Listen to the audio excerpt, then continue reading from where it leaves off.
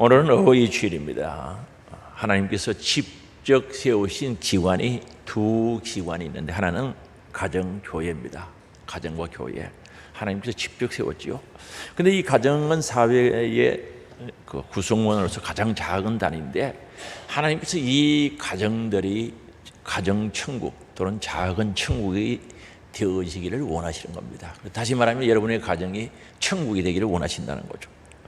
그래서 하나님께서 함께 하시는 가정, 임마누엘의 축복이 있는 가정, 하나님이 함께 하시는 가정, 그리고 가정이 천국이 되려고 하면은 바로 자녀들은 부모님을 공경할 때, 하나님의 명령을 따라 순종할 때 가정 천국이 이루어질 수가 있습니다.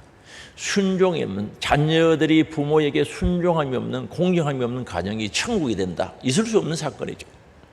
반드시 가정 천국이 되기 위해서는 하나님이 함께하는 가정, 자녀들이 부모님의 말씀 순종하고 공경하는 가정이 되어져야 됩니다. 그래서 우리가 부모님을 공경한다, 효도를 한다고 했을 때 그 의미는 부모님의 마음에 무엇을 담아드리는가의 문제죠. 우리 부모님의 마음에, 어머님의 마음에, 아버님의 마음에 무엇을 담아드릴까? 이것이 바로 우리가 효도를 하고 공경하는 의미가 되는 거죠. 요셉이 부모님과 형제들에게 자신의 꿈 이야기를 하죠. 정말 하나님 주신 놀라운 꿈을 꾸어서 부모님과 형제들에게 꿈 이야기를 할 때 창세기 37장 11절에 보면은 그의 형들은 시기하되 미워했다는 거죠. 그의 아버지는 그 말을 간직해 두었더라는, 그 말을 마음에 담아 두었더라는 뜻이죠. 그래서 우리 부모님들은요, 본의 아니게 또는 알든지 모르든지 의식이 있든지 없든지 어쨌든 우리 자녀들이 하는 말, 은혜, 행동, 마음에 담겨지는 거죠. 좋은 말을 하면 좋은 것이 담겨지고 나쁜 말을 하면 나쁜 것이 담겨지게 되어 있습니다. 그래서 우리가 예를 들어서 작은 선물이라도 사랑과 감사, 진실과 정성을 담아서, 고마움을 담아서 부모님에게 드리면 그게 부모님 마음이 담기는 거죠. 주는 선물이 담겨지는 것이 아니라 그 선물 가운데 사랑, 감사함, 진실함, 고마움, 정직함을 담아서 드리면 그게 마음에 담겨지는 겁니다. 오늘 어버이 주일인데 나는 무엇을 지금까지 담아 드렸는가? 우리 부모님의 마음에 뭘 담아 드렸냐는 거죠. 어떤 것을 담아 드렸냐는 거죠. 그리고 오늘 말씀을 듣고 내가 무엇을 담아 드려야 할 것인가 생각하며 결단하는 은혜와는 시간 될 수 있길 바랍니다. 오늘 우리는 부모님께 드림이 하나님께 드림이 된다는 사실을 알아야 되겠죠. 우리는 부모님께 드리는 것은 하나님께 드리는 것이 된다는 거죠. 이걸 사실을 인정해야 됩니다. 그래서 율법의 핵심은 십계명입니다. 율법의 핵심은 십계명인데 1계명에서 4계명까지는 하나님의 사랑에 대한 말씀입니다. 하나님을 사랑하라, 하나님에 대한 계명이죠. 5계명에서 6계명까지는 이웃사랑, 사람 사랑에 대한 말씀입니다. 그래서 이웃사랑, 즉 사람을 사랑하는 데 있어서 첫 번째 계명, 다섯 번째 계명이죠. 다섯 번째 계명이 첫 번째 계명인데 바로 부모 사랑이죠. 그래서 출애굽기 20장 12절에 보면은 5계명이 기록되어 있죠. 내 부모를 공경하라. 그리하면 내 하나님 여호와가 내게 준 땅에서 내 생명이 길리라고 말씀합니다. 그 부모를 공경하라는 거죠. 그러면은 생명이 길다는 거죠. 복을 누리셨다는 거죠. 엄청난 복이죠. 그래서 오늘 우리는 하나님의 말씀 속에서 부모님께 효도하고 공경을 하면은 하나님께서 복을 주시고 그 복을 누릴 수 있다는 거죠. 생명이 길리라, 영원히 살리라는 뜻도 여기 포함되어 있죠. 그런데 오늘 우리는 복을 받는 것도 중요한데 그 복을 누리는 것은 더 중요합니다. 전도서 6장 2절에 보면요, 복 받는 사람이 따로 있고 복을 누리는 사람이 따로 있다는 것을 알 수가 있습니다. 전도서 6장 2절이죠. 어떤 사람은 그의 영혼이 바라는 모든 소원에 부족함이 없어 재물과 부요와 종기를 하나님께 받았으나 하나님께서 그가 그것을 누리도록 허락하지 아니하셨으므로 다른 사람이 누리나니 이것도 헛되어 악한 병이로다 하는 거죠. 복을 받았는데 다른 사람이 누려버린다는 거죠. 그래서 우리는 부모를 공경하고 부모를 잘 섬기고 효도를 하면은 복을 받을 뿐만 아니라 복을 누릴 수 있다는 거죠. 참 행복은 어디서 오겠습니까? 누리는데 오지요. 구경하는데 오는 게 아닙니다. 내가 누릴 때 오는 겁니다. 하나님은 부모를 공경하면 이 땅에서 복을 주신다고 약속하시고 그 복을 누릴 수 있도록 해 주시겠다고 성경에 여러 군데 강조하고 있습니다. 그리고 부모님을 공경하라는 말씀은요, 하나님의 명령입니다. 그래서 신명기 5장 16절에 너는 네 하나님 여호와께서 명령한 대로 네 부모를 공경하라. 하나님의 명령입니다. 이 명령은요, 하고 싶다고 하고 하기 싫다고 하는 게 아닙니다. 하기 싫어도 해야 되는 거죠. 그게 명령이죠. 그리고 이거 약속이 있는 첫 번째 계명이라고 말씀하셨거든요. 오늘 에베소서 6장 1절에 보면은 자녀들아 주 안에서 너희 부모에게 순종하는 것이 옳대요. 옳으니라. 네 아버지와 어머니를 공경하라. 이것이 약속이 있는 첫 번째 계명이 된다는 거죠. 하나님의 약속이 있다는 거죠. 그래서 3절에 이로써 내가 잘되고 땅에서 장수하리라. 잘되고 땅에서 장수하리라 말씀합니다. 그래서 오늘 우리 부모의 공경은 명령이고 약속이 있는 첫 번째 계명이라고 말씀하시면서 하나님을 사랑한다는 사람, 하나님을 사랑하게 되면 반드시 부모님을 사랑하게 돼 있다는 거죠. 그런데 부모님을 사랑하지 않는 사람이 하나님을 사랑한다, 그건 거짓말이라는 거죠. 부모님에 대한 미움이 가득한 사람이 하나님을 사랑한다는 것 있을 수 없는 거예요. 그건 불가능하다는 거죠.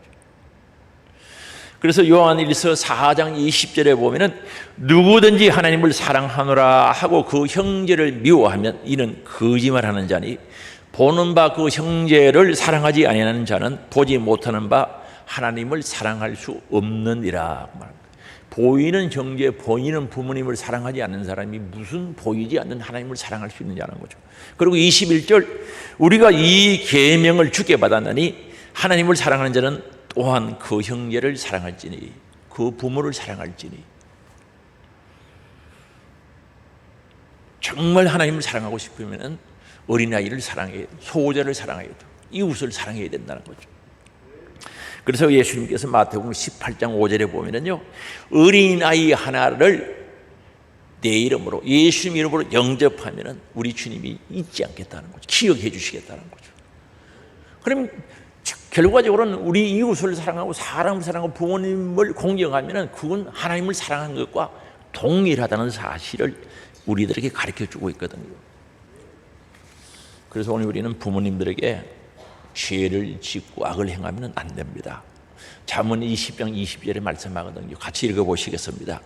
자기의 아비나 어미를 저주하는 자는 그의 등불이 흑암 중에 꺼짐을 당하리라.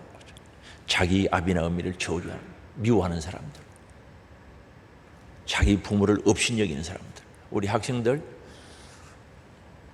엄마 아빠한테 큰 소리 하면 안 되니까 무시하고 눈 딱 열어가지고 쳐다보고 덤비고 그러지는 않아서 대답하지 마. 속으로 대답. 이거 안 된다는 거예요. 자기의 어미나 아비를 저주한다. 요즘 있어요. 보험금 달라고 아버지, 어머니 죽인 사람도 있어요. 그의 등불이 흑암 중에 꺼진다는 거죠. 자식된 도리인 부모에 대한 효도는 고사고 오히려 부모를 저주하는 불효한 자식에 당하게 될 비참함을 여기 은유적으로 표현하고 있다는 사실이죠. 그럼 그들이 당할 비참함이 뭐냐는 거죠. 여기에 그 등불이라는 것은 그의 등불이 아니라 악인의 등불. 부모님께 덤비고 부모 업신여기고 부모님 무시하고 하는 그들의 등불은 흑암의 어둠에서 꺼지게 된다는 거죠. 그럼 이게 뭔가? 이 등불은요, 길을 인도하는 인도자를 상징하죠. 만약에 부모에게 그렇게 하면은 무시한다든지 업신여긴다든지 어미를 저주하면은, 아비나 어미를 저주하면은 우리의 길을 인도할 등불이 꺼져버린다는 거죠. 어둠, 흑암 가운데서 꺼져버린다는 거죠. 그럼 이 흑암은 뭘 가리킵니까? 어둠, 혼돈, 죄를 가리킨, 죽음을 가리키거든요. 그럼 내가 부모님께 그렇게 하면은 내가 가져야 할 등불, 세상에서 흑암 가운데서 밝게 할 그 등불이 꺼져버린다는 거죠. 죄가 심판이 오게 된다, 죽음이 찾아오게 된다는 거죠. 엄직한 말씀이죠. 이 말씀 마음속에 팍 새겨가지고 부모에게 공경하고 부모님께 효도하기를 바랍니다. 우리 학생들 아멘 크게 해서 마스크 끼고 있으니까 아멘 하는지 안 하는지 모르겠다.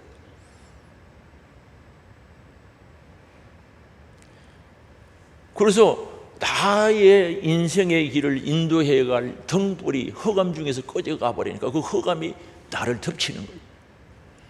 죄가, 죽음이, 재앙이 덮친다는 뜻이죠.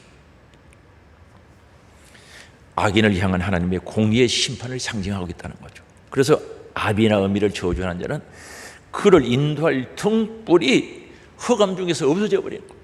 그래서 갈 길을 못하는 거예요. 그래서 멸망 상태에 빠져버리고 죄가 덮치고 재앙이 덮치게 된다는 거죠. 그래서 오늘 우리는 이런 말씀들을 보면 이것 하나님이 하신 일이지 절대 주의를 해야 된다는 거죠. 그래서 내 부모님께 공경하고 순종하고 효도를 다하는 것이 하나님께 하는 것과 동일하다는 거예요. 그러면 오늘 우리는 부모님 마음에 무엇을 담아드렸는가 중요하죠. 야곱이 자녀들에게 마지막 임종을 앞두고 축복하거든요. 축복 기도하는 내용을 쭉 보면은 깜짝 놀랄 수밖에 없는 게 아버지가 자녀들이 한 은행을 마음에 담아놨다가 그거 그대로 기도하는 내용을 보거든요. 그래서 귀하고 아름답고 정말 부모님이 기뻐할 일을 담아 드렸으면 그대로 축복하고, 부모님이 마음에 담아서 부담이 되고 힘이 되고 마음이 편치 않는 것들이 있었던 그대로 저주가 나가버리고 말았다는 거죠. 세상에 한번 봅시다. 어떤 부모가 자식이 밉다고 저주받기를 원하겠습니까? 자녀는요, 자식은 아무리 미워도 복을 받기를 원하는데, 아버지가 마지막 축복기도, 임종을 앞두고 축복기도 하는데 같은 자녀들이지만 어떤 자녀들은 복, 어떤 자녀들은 저주가 나갔다는 거죠. 왜 그렇게 되었는가? 그 자녀가 평소에 심은 대로 그대로 적용된다는 사실을 알 수가 있거든요. 그래서 창세기 49장에 보면은 야곱이 12아들에게 장자부터 시작해서 하나하나 임종을 앞두고 축복기도 하는 내용이 쭉 나옵니다. 마지막 기도를 하는 내용이 나오는데 다시 이야기합니다. 마음에 담긴 대로 축복, 마음에 담긴 대로 저주가 나가는데 먼저 장자가 누구냐면 누벤입니다. 이름이 뭐라고요? 누벤, 야곱의 12아들 중에 장자인데 창세기 49장 3절 4절이 있거든요. 3절을 보면 누벤아 너는 장자요. 장자 맞죠? 내 능력이요. 아버지 장자로서 능력이 맞죠. 내 기력의 시작이라. 맞죠? 육적으로 보나 영적으로 보나 기력의 시작이라. 이 풍이 올등하다는 거죠. 권능이 탁월하다만. 그런데 탁월하다마는 뭐가 문제입니까? 4절이죠. 물의 끓음 같아서인즉 물이 뿔 끓고 식어버리듯이 지속돼야 되는데, 그저 신앙도 뿔 끓다가 푹 꺼져버리는 거예요. 물이 끓음 같은즉 너는 탁월하지 못하리니 너가 아버지의 침상에 올라 더럽혔음이로다. 그가 내 침상에 올랐었다. 이 침상에 올랐다는 것은 정말 안 좋은 죄를 지은 거죠. 그러면 왜 축복기도를 드리지 않고, 축복기도를 하나님 앞에 드리지 않고 저주를 선포했을까요? 사랑하는 아들인데, 장자인데. 그가 한 일이요, 창세기 35장 22절에 보면 나오거든요. 같이 읽어보시겠습니다. 이스라엘이 그 땅에 거주할 때 누벤이 가서 그 아버지의 첩 비라와 동침하며 이스라엘이 이를 들었더라. 야곱의 아들은 12이라. 장자가 이렇게 행한 일을 설명 안 해도 아시겠죠? 아버지가 들은 거예요. 들었으면 마음에 담아놨죠? 당겨진 거예요. 본인은 담아놓고 싶은 마음이 없지만은 들었으니, 보았으니 마음에 딱 담겨진 겁니다. 역대상 5장 1절에도 말씀하거든요. 같이 읽어봅니다. 이스라엘 장자 루벤의 아들들은 이러하니라. 루벤은 장자라도 그의 아버지 침상을 더럽혔으므로 장자의 명분이 이스라엘 아들 요셉의 자손에게로 돌아가서 족보의 장자의 명분대로 기록되지 못하였느니라. 장자인데 장자권을 요셉에게 빼앗겨버린 거죠. 왜? 아버지의 마음에 담겨있는 그대로를 기도를 해버린 거죠. 루벤이 지은 죄 때문에 장자권을 싹 잃어버린, 복을 못 받았다는 거죠. 그걸요, 그때는 가만히 있었어요. 마음에 담아두었다가 마지막 임종을 천국 갈 시간이 다 되는데 그 마지막 축복기도 하면서 복이 아니라 저주가 그대로 나온 거죠.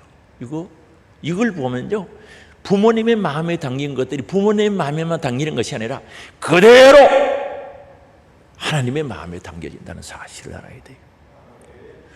부모님께 효도를 하면 그거 하나님 보시고 하나님 마음에 담겨지고, 부모님께 불의를 하면은 공경하지 않으면 그거 하나님 마음에 담겨진다는 사실을 이 사건을 통해서 우리는 똑똑히 알 수 있는 거죠.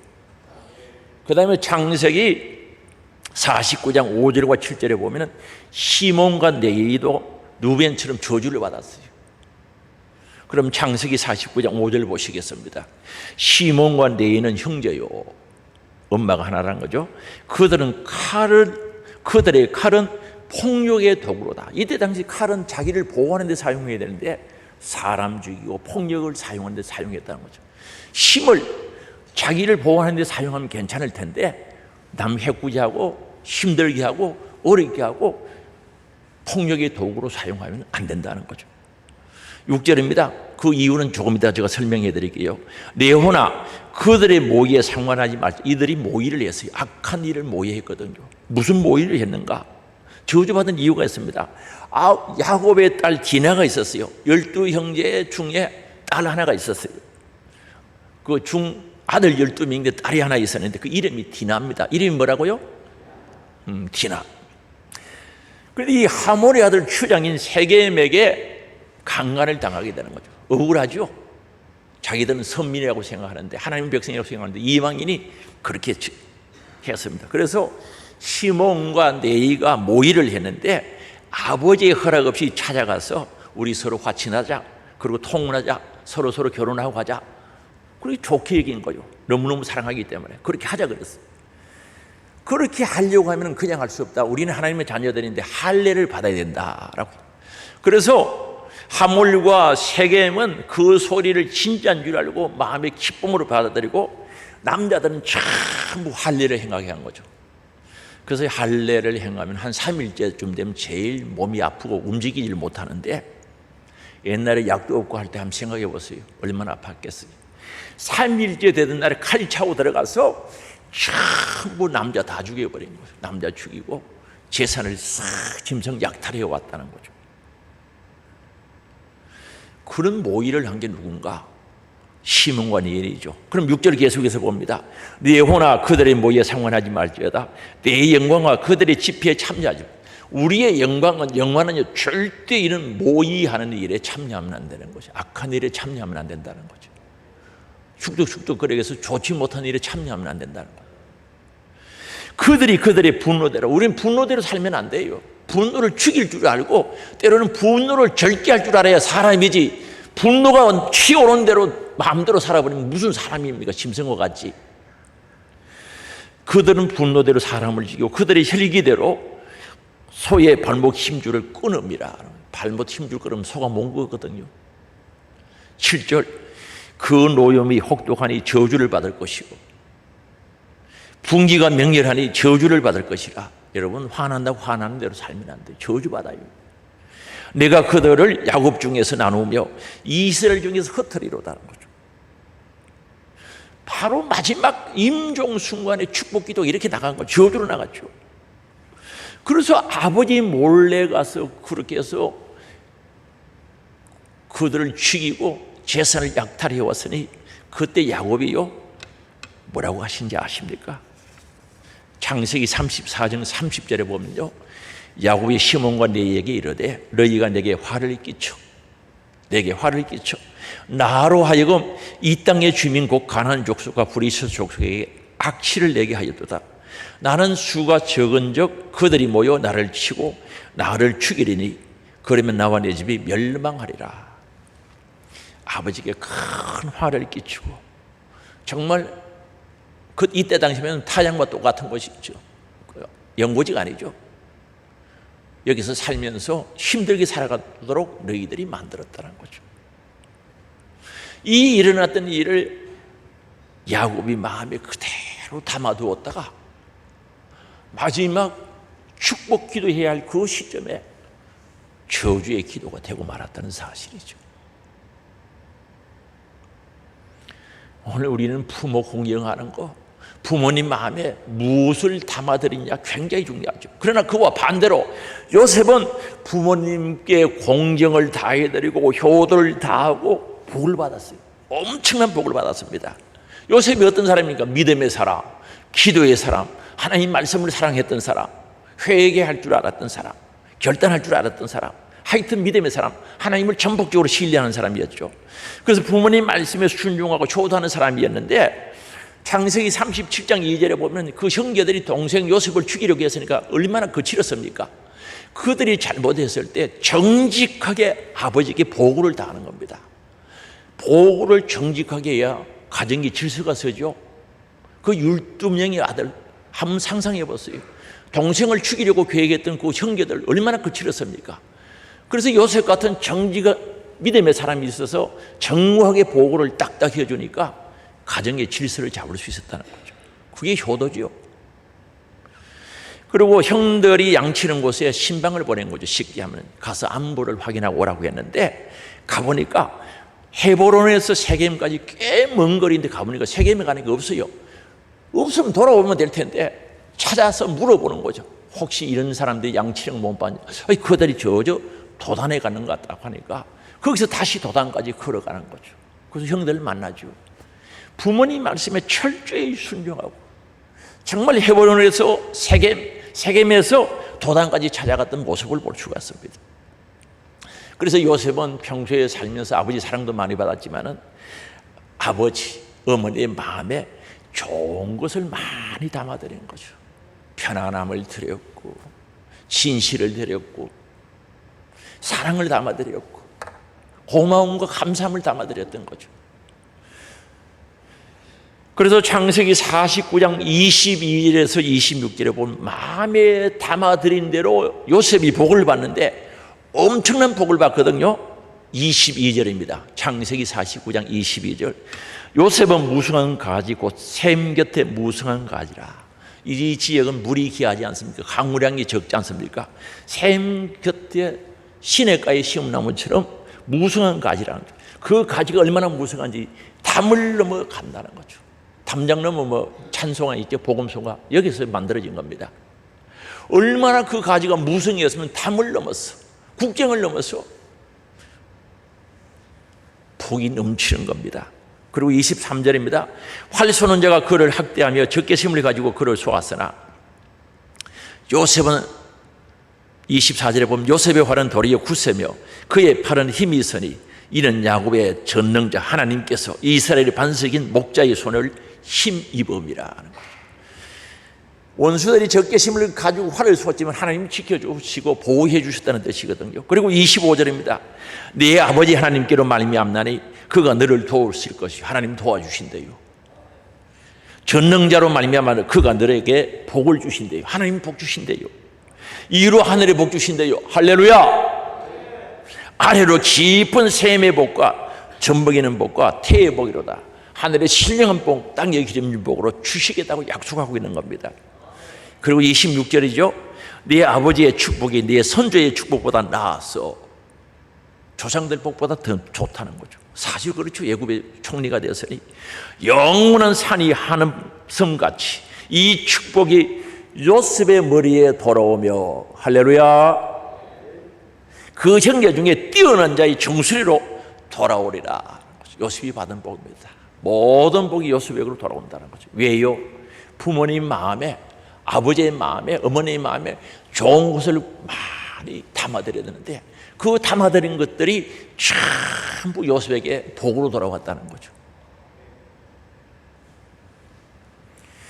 결국은 뭡니까? 부모님 마음에 가장 값진 것, 귀한 것, 아름다운 것을 담아드리는 것이 내가 복을 받을 수 있는 분량인 것을 가르쳐 주는데, 창세기 49장 28절에 보면은 분명히 말씀합니다. 같이 읽어보시겠습니다. 이들은 이스라엘의 12지파라. 이와 같이 그들의 아버지가 그들에게 말하고 그들에게 축복하였으니 곧 그들 각 사람의 분량대로 축복하였더라. 자기 자식인데 다 복 주고 싶고 축복하고 싶지. 그러나 그들의 분량대로 축복을 했다는 거죠. 루벤은 루벤의 분량대로, 시몬과 레위는 레위대로, 요셉은 요셉대로 자기들 분량대로 복을 빌어준 거죠. 축복해 준 거죠. 그래서 오늘 우리는 부모님 마음에 무엇을 담아드리는가 굉장히 중요하다는 거죠. 내가 어떻게 부모를 효도하고 공경하는가, 내 복받을 그릇을 만드는 거죠. 복받을 그릇을 만드는 줄 아시길 바랍니다. 복받을 그릇을 만드는 겁니다. 그래서 우리는 절대 내 기분대로 육의 소욕대로 살면 안 되겠죠. 그래서 부모님 무시하고 부모님이 싫어하는 마음의 상처가 되는 은행을 한다면 평생토록 지워지지 않는 아픔이 되지 않겠어요? 그러나 우리는 날마다 때마다 부모님들이요, 생각하고 또 생각해도 행복하고 기뻐하고 소망이 막 넘치는 생각들을 하실 수 있도록 마음에 담아드리면 얼마나 좋겠습니까? 이러는 내가 있기를 원합니다. 저도요, 이걸 성경을 읽으면서 깨닫는 것이, 우리 학생들이요, 이건 지금은 좀 쉬고 있습니다만은 그저 학교 갔다 와서 피곤한데 기도하고, 기도 소리가 다 들리잖아요, 내 방에. 기도 소리가, 시계를 보면 2시간이 넘어? 3시간? 이거 어른들도 하기 힘든 건데 그렇게 예절하게 기도하고 들어가서 공부하고 하는 거 보면 그거요, 저건 아무 생각 없이 하는 게 아니라 그저 하나님 감사합니다라고 생각했는데 여기에 다 담기더라는 거죠. 그래서 제가 딱 기도하면요, 하나님 우리 아이들 알죠? 기도하고 공부하러 간 거 주님이 예절하게 기도한 거 아시죠? 내 중심에서 예절하게 기도가 터져 나오는 거예요. 이건 누가 막겠어요? 이건 누가 막을 수가 있겠습니까? 저 마음에 담긴 것이 그대로 터져 나오는 거예요. 어디로? 축복 기도로 나오는 거죠. 우리 부모님 마음에 뭘 담아드리겠습니까? 특히 오늘 우리 학생들 많이 왔는데 뭘 담아드려야 되겠어요? 용돈을 넉넉하게 드리고 맛있는 음식을 드리고 부드러운 옷을 드리는 마음에 감사와 사랑과 고마움과 진실함이 없다면 그게 부모의 마음이 담길까요? 예를 들어서 뭐 비싼 선물 몇백만 원짜리 하나 불 던져주고 택택 끌고 부모님 말씀 거절하고 그게 그 마음이 담기겠어요? 아이고 비싼 거 사왔네 그러겠어요? 작은 것이라도 마음과 정직과 진실과 사랑과 고마움과 감사함을 담아서 들을 때 마음에 담기지 않겠냐는 거죠. 돈으로 하는 게 아니에요.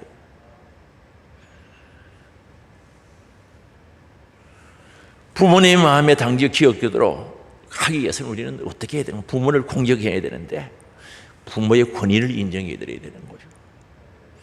우리는 부모님은요 선택권이 없는 거죠. 여러분 이 땅에 태어날 때 부모님 선택해서 나왔습니까? 뭐 부잣집 좋은 데 선택하지 왜요? 선택권이 없어요. 하나님이 주권 속에 우리 부모님 우리에게 주셨어요. 부모님 우리를 주실 때 부모의 권위도 함께 주신 줄 믿을 수 있기 바랍니다. 그래서 우리는 절대 부모님의 권위를 인정해야 돼요. 권위에 도전하면 안 되죠.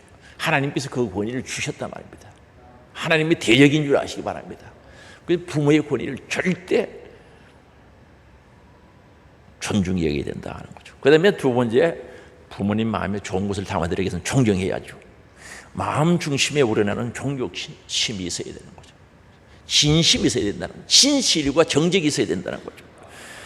성경에 보면 신약성경에 보면 고르반이라는 말이 나와요. 고르반. 이 뜻은 하나님께 드림이 되다는, 하나님께 드리다는 뜻인데 좋은 말입니다. 그런데 바리새인들이요, 부모님께 드리고 싶은 마음은 있는데 고르반, 하나님께 드리고 나니까 없다는 거죠. 그래서 부모에게 효도를 안 했어요.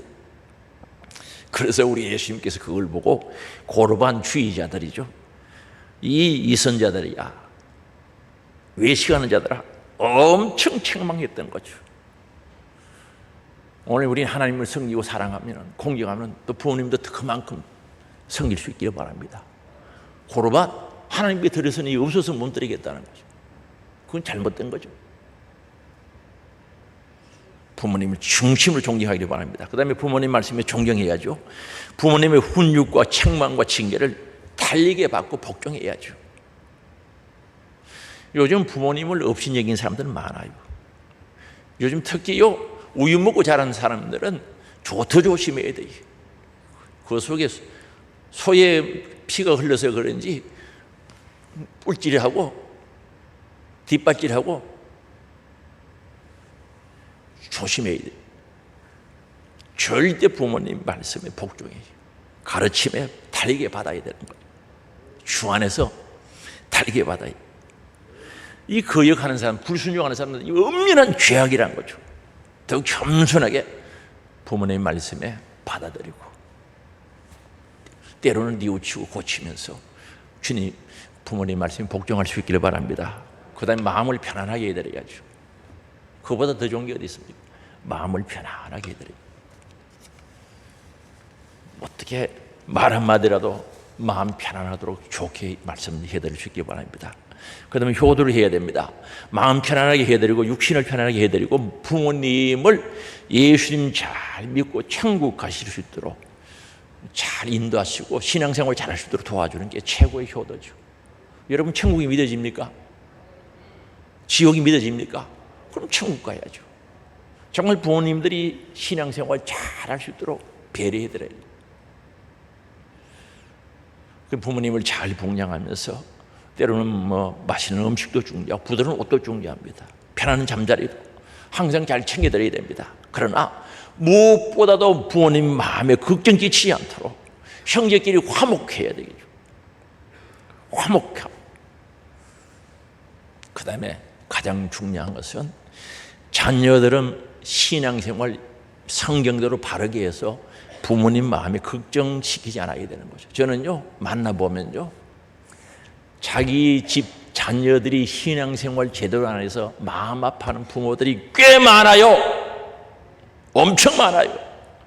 목사님, 우리 애들 위해서 기도해 주세요. 첫째는 신앙생활 잘하는데 둘째가 신앙생활 안 하고 넷째도 지금 그렇게 살아요. 마음 아파하는 거죠. 엄청 마음 아파하는 거죠. 정말 부모님을 사랑한다면, 부모님께 효도하고 싶다면, 내가 성경 안에서 신앙생활을 바르게 해서 진실한 신앙생활을 할 때 그 부모님들 그걸 보면 너무 기뻐하시는 거죠. 너무 감사하죠. 하나님이 살아계시잖아요. 천국과 지옥이 있잖아요. 진실한 신앙생활하면 얼마나 부모님이 마음에 정말 행복을 담아드리고 소망을 담아드리고 편안함을 담아드린 거 아니겠습니까? 우리 학생들 신앙생활 잘해야 돼. 공부도 열심히 해야 되지만 그래야 부모님들 좋아한다니까.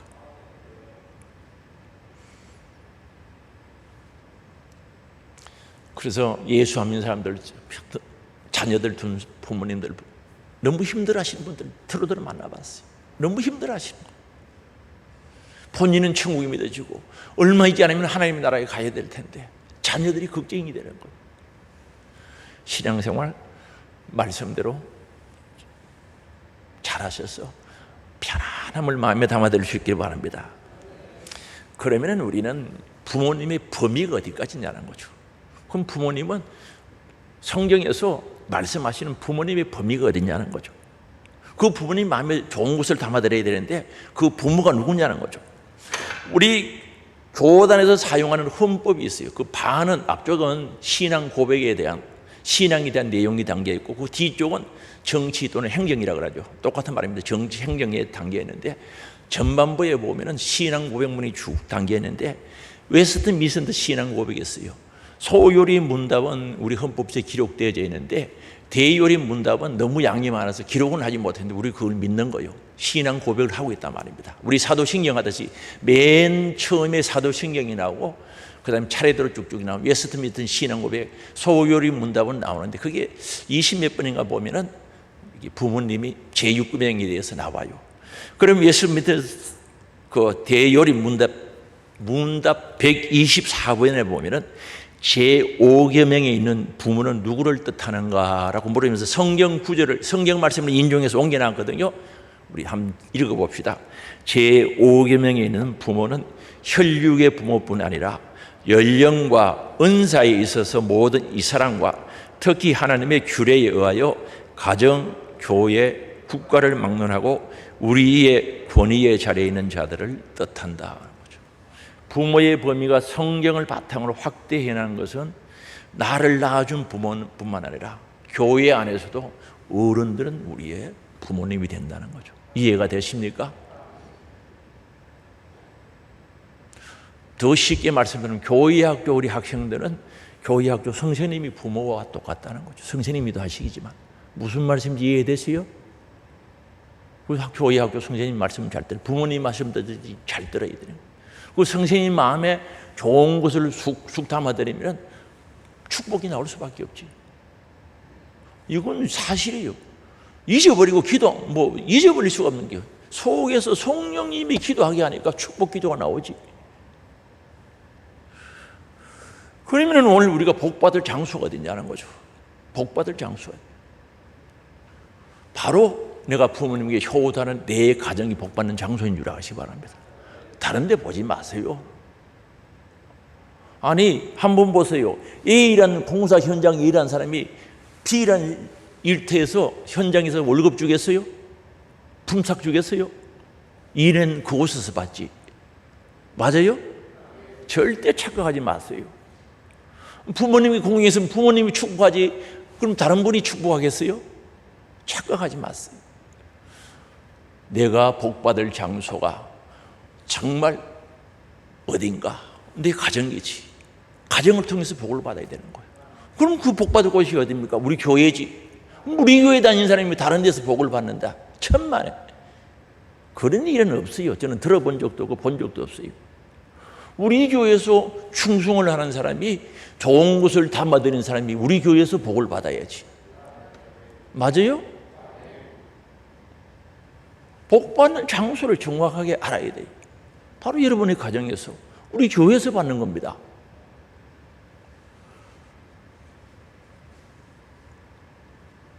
그래서 오늘 우리는 이 말씀을 마음속에 새기면서 부모님 마음에 걱정, 근심, 고통 담아드리면 안 되죠. 담아드리면 안 되는 겁니다. 편안함을 담아드리고 사랑을 담아드리고 정직과 진실함을 담아드리고 화목함을 담아드리고 고마움을 담아드리고 감사함을 담아드려야죠. 힘이 되고 신이 나고 소망이 되는 귀한 것들을 담아드릴 수 있기를 바랍니다. 다시 말씀드립니다. 그 담아드리는 것이 내가 복받는 그릇이 되는 거예요. 성경은 하나같이 그렇게 가르치는 거예요. 다시 창세기 49장 28절 이들은 이스라엘 12지파라 이와 같이 그들의 아버지가 그들에게 말하고 그들에게 축복하였으니 곧 그들 각 사람의 분량대로 자녀들의 믿음의 분량대로 복받을 분량대로 축복하였더라는 거죠. 받을 그릇이 없으면 줘도 못 받는 거예요. 어떻게 받아? 이 그릇을 누가 만듭니까? 내가 만드는 거지. 그죠?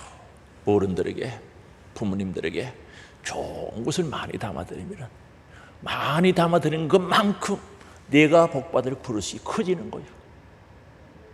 커진단 말입니다. 오늘 어버이 주일에 정말로 왜 우리가 어머님 마음, 아버님 마음에 좋은 것을 담아드리는지 분명히 성경을 통해서 깨달았다는 거죠.